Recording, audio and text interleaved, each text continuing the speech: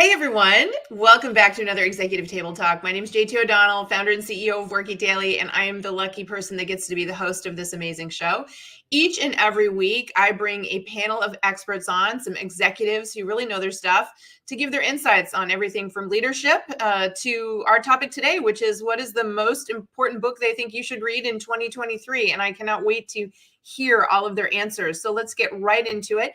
A little housekeeping before we start. If you have any questions for the audience, comments, feedback, please share them. We would love to hear them from you as well. And most importantly, the reason all of their names are on the screen is because they are available for you to connect with here on LinkedIn. So make sure you reach out to these incredible executives before, during, after the shows, and let them know you saw them here on ETT and that you'd like to connect with them. Okay? Awesome. Well, enough with that. Let's bring everyone up to the screen. Hello, executives. How are we doing today? Good? Spring is in the air. I'm very excited. And with this idea of spring, I thought, what better topic than to talk about learning and growing, right? Sprouting. Let me use all those analogies, some new ideas in your mind. So can't wait to hear what each of you is going to share with respect to their book. And I'm going to go all the way to the bottom corner and start with Lisa. So Lisa, tell us a little bit about the book that you chose and why you think it's so important to read in 2023. Thank you so much. So I'm a brand marketing executive, and I read brand marketing books. That is my genre, but I have ventured off course. And the reason I have is because the word that I have focused on this year for me is abundance. Abundance professionally in wealth and success. And specifically, I'm focused on making an extra 100,000 this year. I know it's crazy. So I have to figure out how to do that. And so I got this book, You Are a Badass at Making Money by Jen Sincero. And it is amazing. It helps you create more abundance in life to master your mindset. And the help provides you tips and exercises and examples in overcoming your limiting beliefs in order to achieve your financial goals. So if this interests you, I'm going to tell you some tips that have helped me. First, get clear on your financial goals. So for me, it was, I want to make an extra 100,000. I had no way of how I was going to do this, but you need to clarify why you want the money, what you intend to spend it on, and how good it's going to make you feel, right? Second is you need to be willing to change. Get uncomfortable, push yourself out of your comfort zone. And third, be grateful for everything in your life. There is always something to be positive about. I write down every week what I'm grateful for, and every day I try and be grateful for something. Next, take decisive action. I created a plan. I broke it down into steps, but I also need to be flexible to be open to new opportunities. Last is invest. Invest. You need to spend money to make money. So right now I am promoting my book, and it's kind of scary to invest in something, but you need to invest to make money. And last, you can do anything. You know, when we're young, we dream about being president, about being a doctor. We need to continue to do that. Dream big and be patient, because it takes time to achieve your big goals.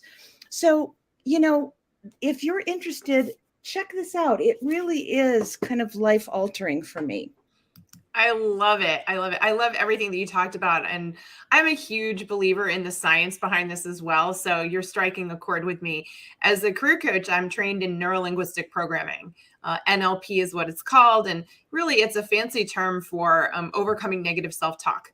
It's a thing, folks. It's not made up. It's absolutely, we know for a fact now, science-based fact, that what you're thinking is going to translate into a lot of what happens to you. So this is not new age hooey, as somebody once said to me.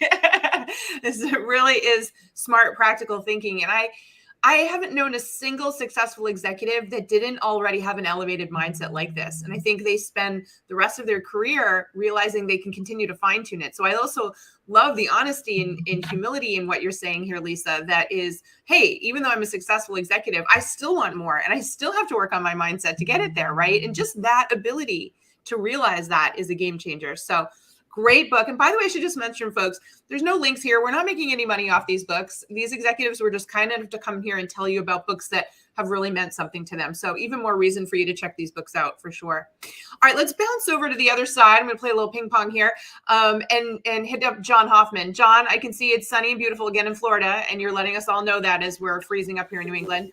Let's talk about your book that you think everyone should read. Thank you, JT. Yeah, it's an interesting book that's been out and published a few times, republished. It's by a Hungarian author. His name is Mihai Csikszentmihalyi. So just Google Flow if you want to know how to find the book. But Flow is all about, you know, when you lose yourself in something, when you're so immersed in something that time disappears. For people, it could be rock climbing, it could be mountain biking, it could be piano playing, playing music, whatever it is. It could be playing with your child. But when you lose sense of self, you're so engaged, you know, it's early positive psychology about being in the moment, you know. Simple as if you're doing the dishes, be the best dishwasher you can possibly be. And it sounds silly, but it's amazing when you're there that nothing else exists because you stop thinking about yourself because you're doing. It's kind of Yoda-ish, if you will, but it's helped me in so many ways because it helped me realize the things in life that bring me into happiness, because happiness is a word. It's not something you can buy or acquire. It's something you find a way to get to it, but it's you can't grab it quite. So the other part of it that's really interesting for me as a experiential marketer, as a filmmaker, as a leader on set, is to build unity and team and to make everybody feel part of something so much that you're in, you know. And we're in an experience economy, if you haven't realized that. You know, birthday parties now, thousands of dollars, boy and girl announcements, or everything is an experience. So when I create experiences for brands, I want people to be lost in that experience. They forget about themselves. They are just so there. And of course, the brand has to shine. So when people leave, they remember who brought them there. But that's that state of being where nothing else exists. So he calls it the optimal experience. You know, I call it, you know, being there. So it's a great book. It's reminded me that I'm in charge of it, and I can find it, and I can recognize it, and I can actually give it to others. So Flow. Love it. Fantastic. I love the name too. And I agree with you. And, you know, it's funny that you talk about us living in an experiential economy, right? And there seems to be so much focus now on us feeling things and experiencing and finding that joy and that happiness, but do we necessarily know how to do that? So another great read. I love it. Fantastic advice. Thank you, John. All right, let's bounce up to the other corner over to Lynn. Hey, Lynn, what's your book that you want everyone to read this year? Yeah, thank you.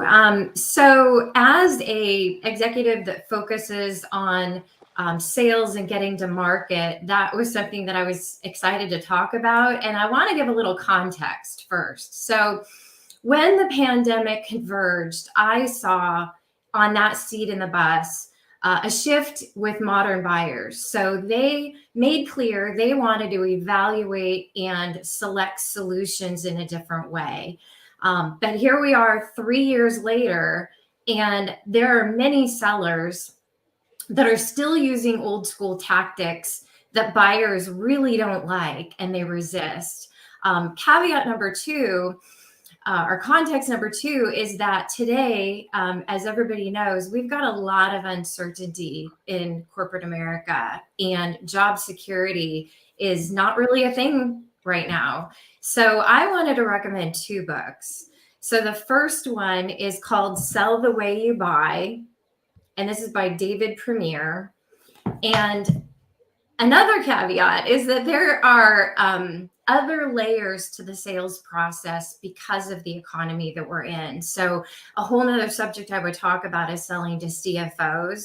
But I like this book because it helps sellers to know how to really captivate the buyer to get out of the sea of sameness with competitors, because there's been so much innovation, and my space is technology, and there's so much out there. So how do you rise above that?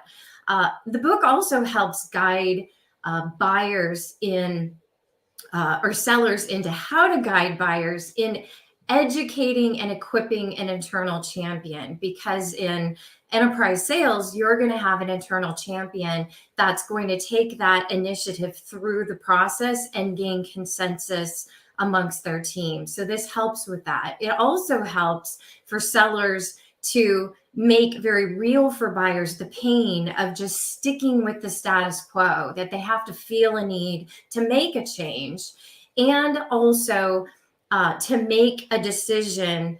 And I love the term that he uses, with intoxicating certainty. So for someone to put their name on an initiative and endorse it in their organization, they want to feel certain about the decision they're promoting. And then the second book that I wanted to promote is called Jump by Kim Perrell. And her subtitle is Dare to Do What Scares You in Business and in Life. And I thought this was really timely, because I'm guessing in this crazy economy, there's a lot of people that they're thinking about, I got to evaluate where I'm at. I need to come up with a new plan.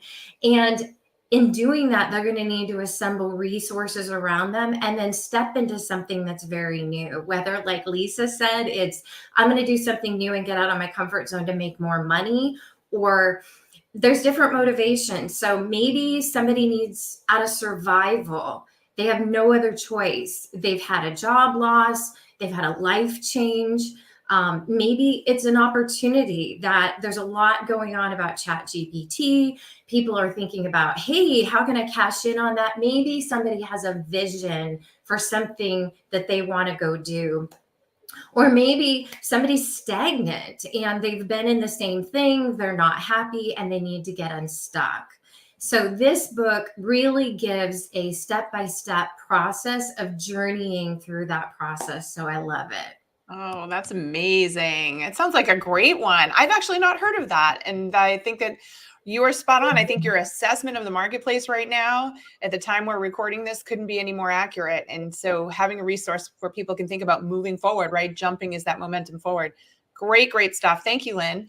Okay, let's bounce over to Mark Taylor. So Mark, I cannot wait to hear what you've chosen for a book, because you usually think outside the box. I tend to get some new ideas and info from you. So I'm probably setting you up now, but what did you pick for a book?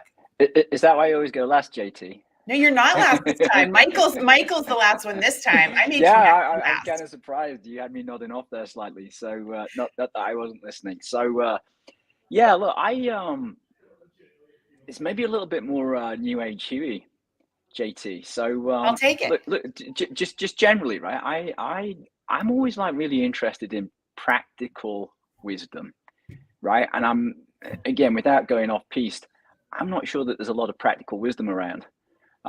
So generally, I'm always kind of eyes and ears for that kind of thing. So over the holidays, a few days spare, and I watched there is a documentary on Netflix. It's called Stotts. It's by Jonah Hill. It's about his therapist, a guy called Phil Stotts. And I watched it. It was kind of okay. It wasn't amazing, but there was enough in it from this guy, Phil Stotts, for me to think, that guy seems to have a lot of practical wisdom. So I'd like to find out more. So Phil and his business partner, another therapist called Barry Michaels, have actually written 2 books. So one's called The Tools and one's called Coming Alive. And if you read them, JT, I think in each one there are 4 tools. And I've done some NLP as well. So it kind of reminds me of, the tools remind me of those kind of NLP type tools as well, where they're very, very empirical, right? If you look at it or if you read it, you think, well, I have no idea why that would work, right? It doesn't seem very scientific. But the whole thing with these tools are, look, just whether you believe these tools or not, just do them and continue to do them and kind of see what happens. So that's kind of generally kind of what's in the book. And then again, it's one of those things when I've been reading the books, it's almost like reading one of these ancient poems where the more that you read it, the tools themselves start to disappear a little bit, and you start to get more of what seems to be kind of fundamental practical wisdom. So I'll give you an example. So Again, Phil and Barry they're based in LA. They work with lots of famous, I guess, kind of movie stars. Certainly, kind of moving that kind of film industry environment. So lots of creatives. So one of the things that they say is, and again, this is kind of why I like it, right? Because it's 4 words.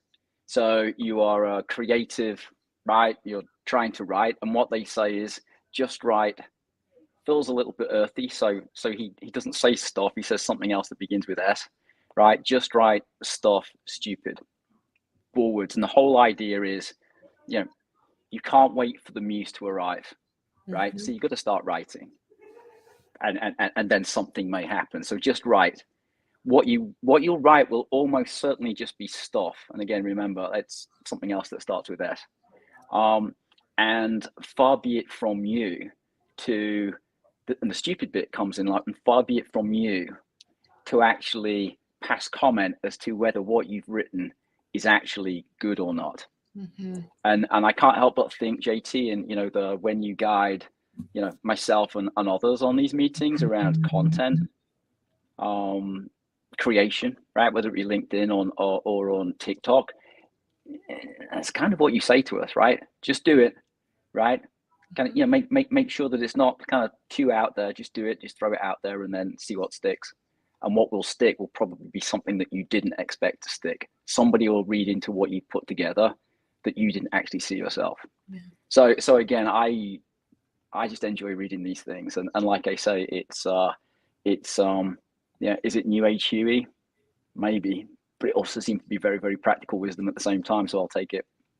I agree. And I actually saw that documentary after you mentioned it, and I thought it was really interesting.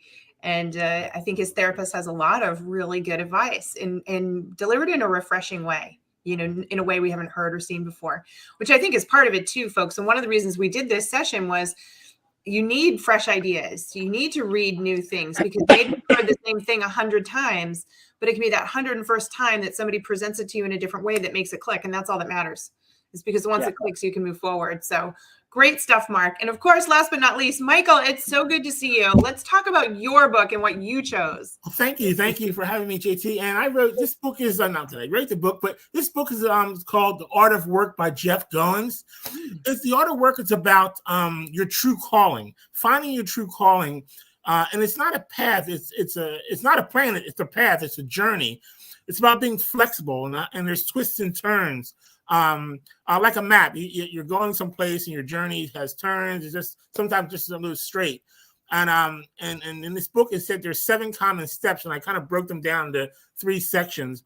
One is the preparation phase, which is, it's just, first of all, it's awareness. You have to listen. Sometimes we speak too much. You have to listen to see what's going on.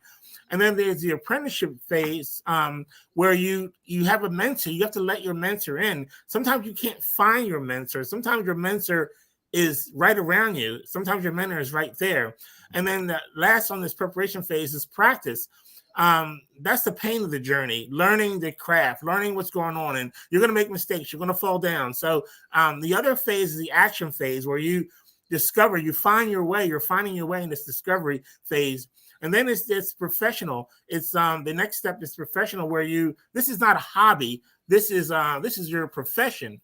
And the last is mastery, where you're refining your skills, you're getting better. And the very last phase of this is the leaving a legacy. Leaving a legacy of something of value that hopefully the next generation will value. And in sports, I've kind of had a journey, and I've learned different things. I had different jobs in my time at the NFL, and that has been very special to me. You get to learn and know new people, and you have different jobs, and you kind of find your way. And I appreciated that. Thank you. Love that book. I don't know how I've not heard of that book before, Michael. See, this is why I do this, folks. This is The Art of Work. Art of Work. And I would agree with everything that you outlined. I think that makes total sense. So fascinating thing here is that all of you chose a different book.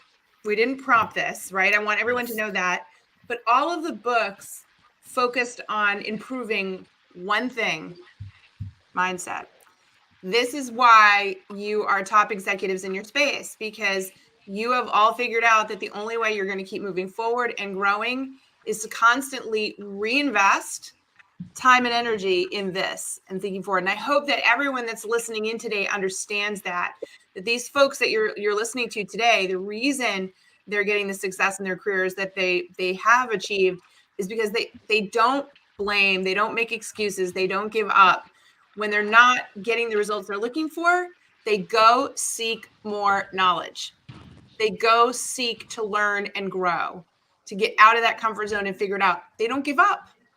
They don't give up. They just go and try to get smarter. And I'm telling you, that is the secret. That is the secret to all of it.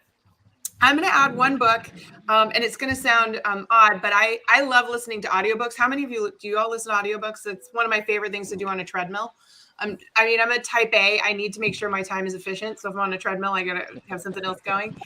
And I came across this book mainly because the title made me laugh. I'm not going to lie. It was called The Last Law of Attraction Book You'll Ever Need. And it just made me chuckle because the law of attraction is so big and so popular. I mean, if you follow TikTok, everyone's talking about it, but a lot of people really struggle to implement it. And so the title made me laugh. I said, I listened to the advance and said, I'm going to download it and listen. And I have to say, this book really filled in some interesting blanks about what makes people not be able to be successful with the law of attraction. So, again, people hear that and oftentimes dismiss it and say that it sounds new age and we'll call it the new age hooey. But in this particular book, he actually dispels a bunch of that and says, let's look at the logic behind the mindset and let's get you to understand that, because that's what's holding you back. It's like, ultimately, you don't believe it. You want to believe it. So you keep reading and trying to learn, but until you believe and understand the science, so it doesn't feel odd to you, you're not going to really embrace it. And so very interesting book, but again, it made me laugh. The Last Law of Attraction Book You'll Ever Need. Check it out.